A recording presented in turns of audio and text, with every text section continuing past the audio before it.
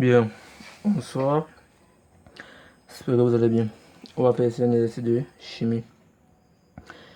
Exercice, une solution aqueuse d'acide éthanoïque CH3COH a été obtenue en dissolvant 10 puissance moins 4 mol de cet acide dans 100 cm3 d'eau.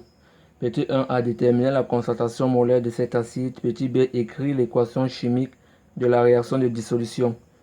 Petit 2, sachant que dans les conditions de l'expérience, le coefficient de dissociation de cet acide est alpha.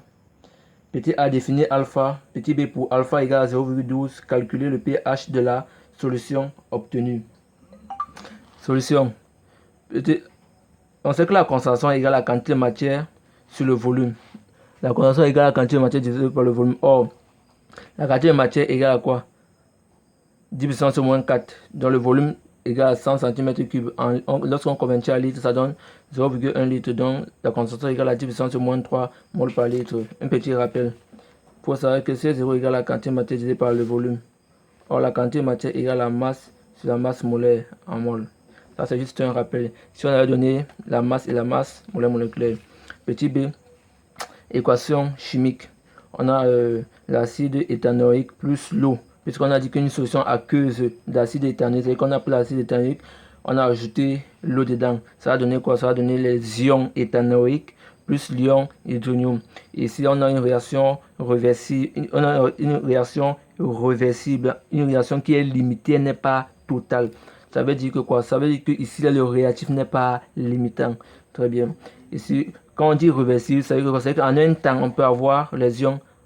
En un temps T2, on peut avoir les ions en un temps T2. Ces ions peuvent donner des molécules.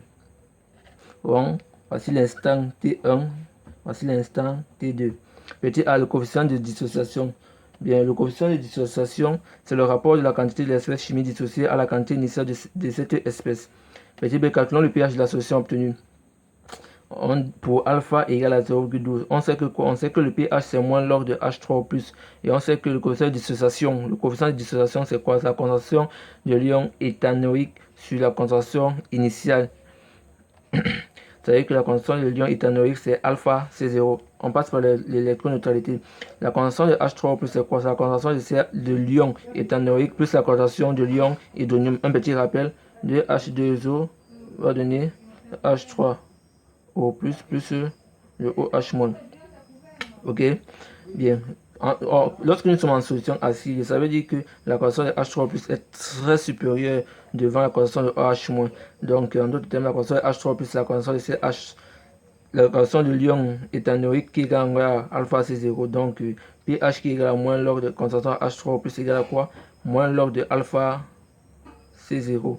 Donc, c'est égal à moins log de alpha c'est 0,12 et C0 c'est 10 puissance moins 3. Voilà ça et on trouve 3,9. Donc le pH égale à 3,9. J'espère que vous avez aimé la vidéo. N'oubliez pas de liker, partager, commenter et vous abonner. Ciao.